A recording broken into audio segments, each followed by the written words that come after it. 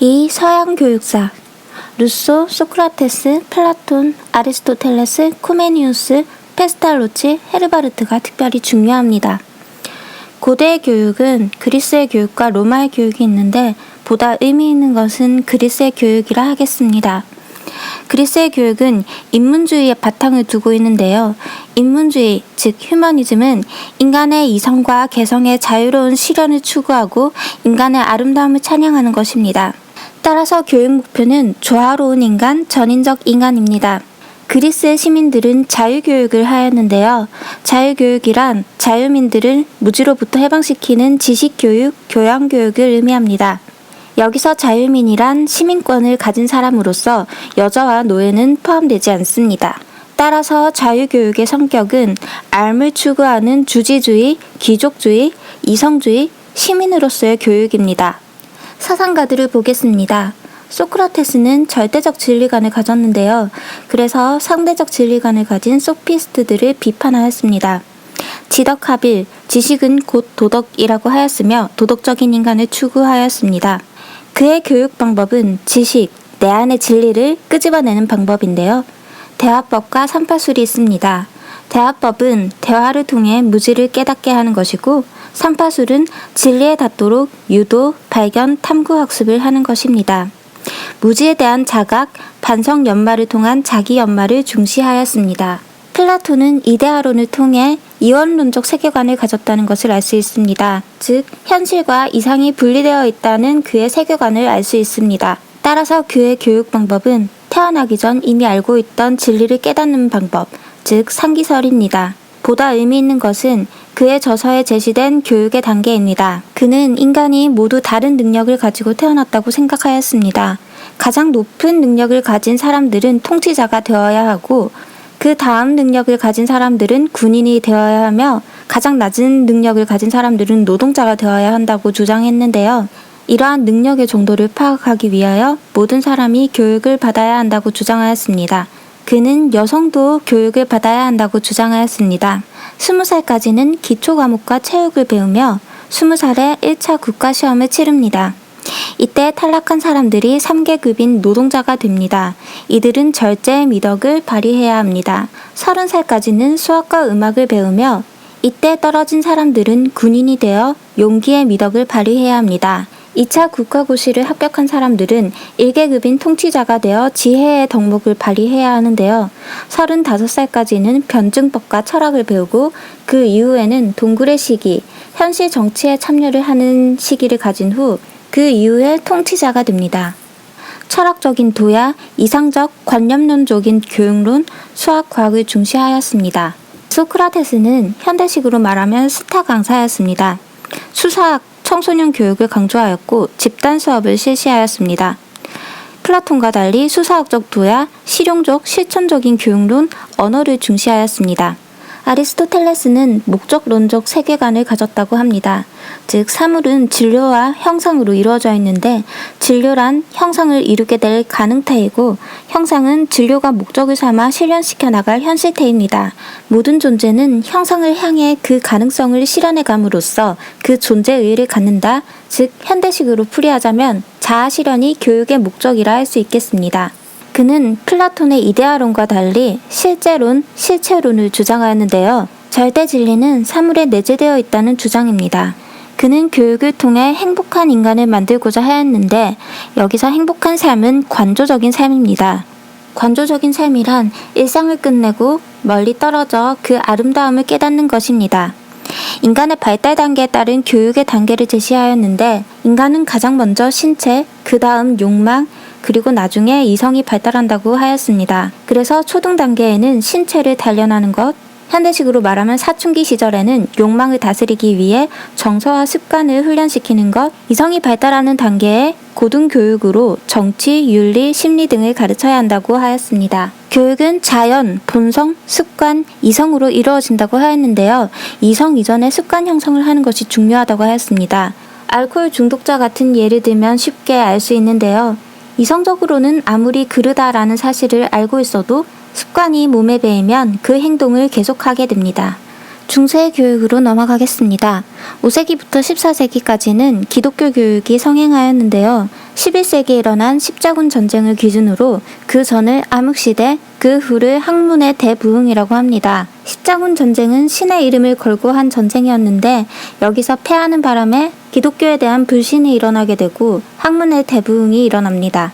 기독교 신앙의 정당성을 지지하기 위해 기독교 교리를 이성적, 논리적으로 체계화하여 신의 존재를 증명하고자 한 스콜라 철학이 발달하게 되었는데요. 오히려 신의 존재에 대해 증명하지 못하였습니다. 따라서 15세기에 문예 부흥 운동, 즉 르네상스 운동이 일어납니다. 이 운동은 중세 문화의 모든 영역에서 인간적인 측면을 강조하는 움직임입니다. 신 중심에서 인간 중심, 고대 그리스 로마로 돌아가자고 합니다. 따라서 고대의 문화였던 인문주의가 다시 부흥하게 됩니다. 16세기에는 종교개혁이 일어나는데요. 교황이 면죄부를 판매하는 바람에 루터가 자신이 다니는 본산학교에 항의문을 붙임으로써 일어난 운동입니다. 이 때문에 기독교는 구교와 신교로 나뉘게 되었으며 신교에서 대중들을 포섭하기 위해 대중교육을 하기 시작합니다. 어려운 라틴어로 된 성경을 각 나라의 모국어로 번역하고 모국어를 가르치는 작업을 합니다. 이때 공교육과 의무교육의 필요성을 실감하게 되지만 실제 시행은 19세기에 이르러서야 하게 됩니다. 17세기부터는 과학이 발달하게 됩니다. 근대 교육의 아버지라고 불리우는 코메니우스는 서양 최초로 시각교재를 만들었다고 평가됩니다. 근대적인 학제를 제시하였는데요. 6살까지는 엄마의 무릎에서 외면적인 감각을 배우는 모친학교, 12살까지는 내면적 감각을 개발시키는 모국어 학교, 18살까지는 많은 것을 학습하는 라틴어 학교, 마지막으로 24살까지는 대학에서 신학, 법학, 철학, 의학 등을 배워야 한다고 주장하였습니다. 그는 합자연의 원리를 제시하였는데요. 합자연의 원리는 코메니우스 버전과 루소 버전이 있습니다. 코메니우스의 합자연은 객관적인 자연으로서 대자연을 의미하고 루소의 자연은 주관적인 자연으로서 개개인의 천성을 의미합니다. 코메니우스는 같은 신이 인간과 모든 자연 만물을 창조하였으므로 자연의 원리대로 교육해야 한다고 주장하였습니다. 자연은 시기와 순서에 맞게 발달하므로 아동도 발달 순서에 맞게 교육해야 하며 줄기가 먼저 나고 나뭇잎이 나오듯 보편적인 것 이후에 특수한 것을 가르쳐야 한다고 주장하였습니다. 씨앗으로부터 꽃이 피어나듯 재료로부터 형태가 나온다고 하였으며 가르칠 때 추상적인 것보다는 직접적인 관찰을 해야 한다고 주장하였습니다. 자연의 원리가 모든 만물에 적용되는 것처럼 모든 아동에게 적용할 수 있는 교육 방법을 찾고자 하였습니다. 코메니우스의 교육의 특징은 직관주의, 범지주의를 들 수 있습니다. 범지주의는 신을 뵈려면 신이 만든 모든 만물을 알아야 한다는 그의 사상 아래 많은 것을 알아야 한다는 주의입니다. 그는 교육 방법에 있어 과학적 원리를 제시하였지만 인간의 지적 능력을 과대평가하고 인문주의적 한계를 탈피하지 못했다는 지적을 받고 있습니다. 18세기에는 자연과학이 발달함에 따라 인간의 가능성에 대한 신뢰가 깊어지는 계몽주의 사상이 싹트게 됩니다. 18세기 교육은 크게 세 갈래로 나누어지는데 계몽주의 교육, 자연주의 교육, 범해주의입니다. 범해주의는 자연주의 교육을 실천적으로 옮긴 것입니다. 계몽주의 교육의 대표 사상가로 로크가 있는데요. 그는 인간이 태어날 때 선하지도 악하지도 않은 백지와 같은 상태로 태어난다는 백지설을 주장하였습니다. 백지에 어떠한 색깔로 물을 들이면 그 색깔로 물이 들듯 인간도 교육받은 대로 바뀔 수 있다는 입장입니다. 따라서 교육 만능설을 주장하였습니다. 그는 지덕체를 모두 중요시하였지만 많은 경험을 하기 위해서는 특히 체의 항목을 중요시하였고 그 다음으로 덕, 질을 중요시하였습니다. 그는 형식도야설을 주장하였는데요. 이는 능력심리학에 근거하고 있습니다.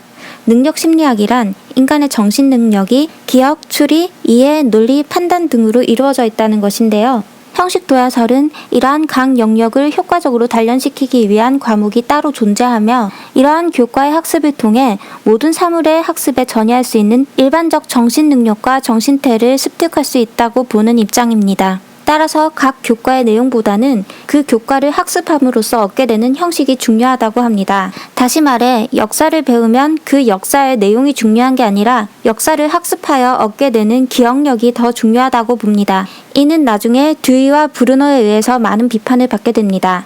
결과보다는 과정을 중요시하며 전이 능력, 즉 다른 상황에 적용할 수 있는 능력을 중요시합니다. 형식 도야설은 이후 교과 중심 교육 과정에 영향을 주게 됩니다.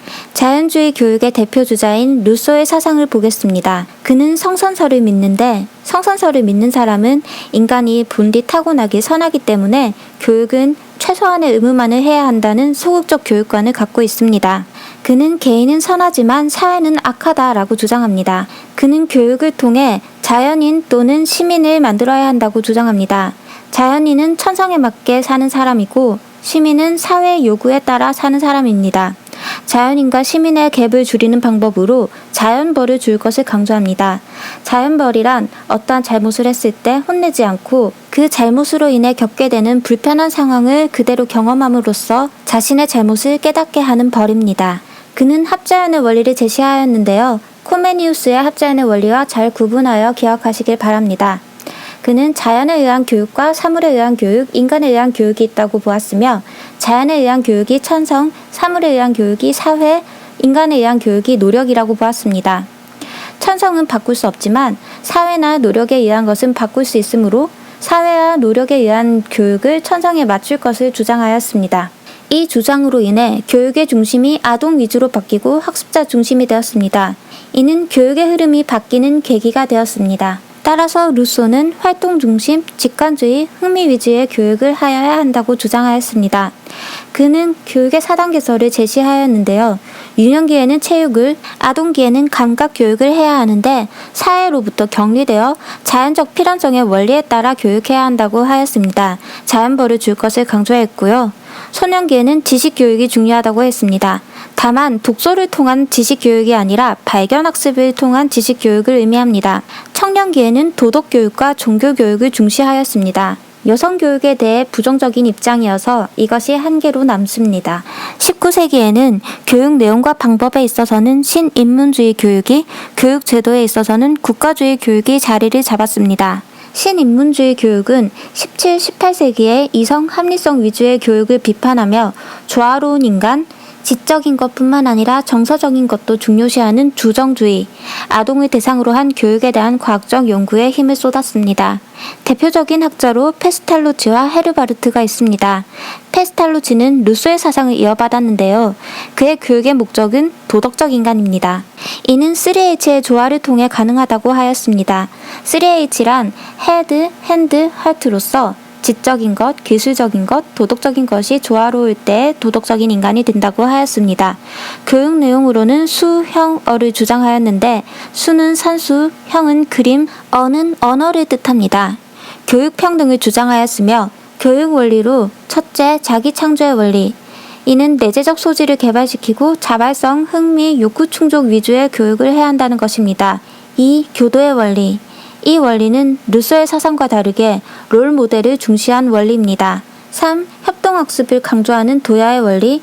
4. 산수, 도형, 기하, 국어 등의 기초 학문을 도야해야 한다는 기초 도야의 원리. 5. 내면적 직관의 원리. 이 원리는 감각적 경험을 의미하는 외면적 직관도 중요하지만 그보다는 이성과 사고에 의한 내면적 직관이 더 중요하다는 원리입니다. 6. 세 힘의 조화, 균형의 원리, 즉 3H의 조화의 원리. 7. 개인과 사회의 협동, 상호작용의 원리. 8. 친근한 것부터 배워야 한다는 친근성의 원리가 있는데 이 중에 두세 가지 정도를 외우고 있으면 되겠습니다. 교육학의 창시자인 헤르바르트에 대해 보겠습니다. 그는 교육의 목적을 도덕적인 인간으로 보았는데 그가 말하는 도덕성은 판단으로서의 도덕성을 의미합니다.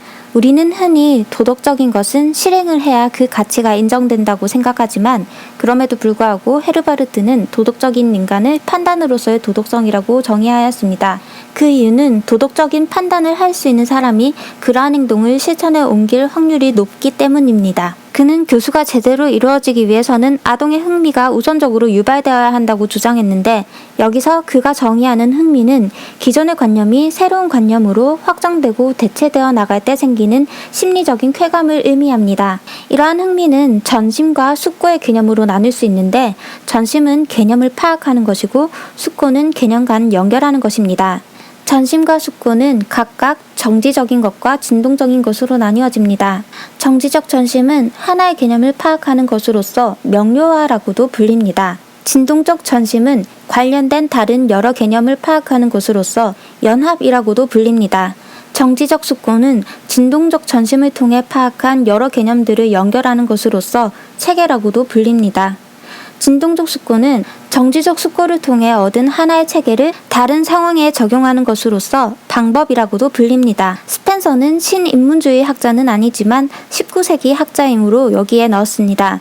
그는 다윈의 진화론의 영향을 받아 사회도 생명체가 진화하듯 발전하였는데 과거의 것을 배우는 것은 시대를 퇴행하는 일이라고 하였습니다. 그의 교육의 목적은 현실 행복을 위한 완전한 준비입니다. 19세기에는 여러 나라에서 동시에 공교육을 주장하였는데요.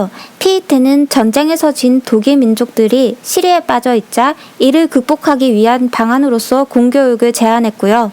콩고르세는 프랑스 사회의 평등을 위해서 공교육을 제안했습니다. 프랑스 사회가 불평등한 근본적인 이유를 교육에서 찾으려고 했기 때문입니다. 그는 특이하게도 공교육과 무상교육은 하되 의무교육은 하지 말자고 주장하였습니다. 영국의 자본가 계급인 오웬은 노동자 교육에 관심을 가졌습니다.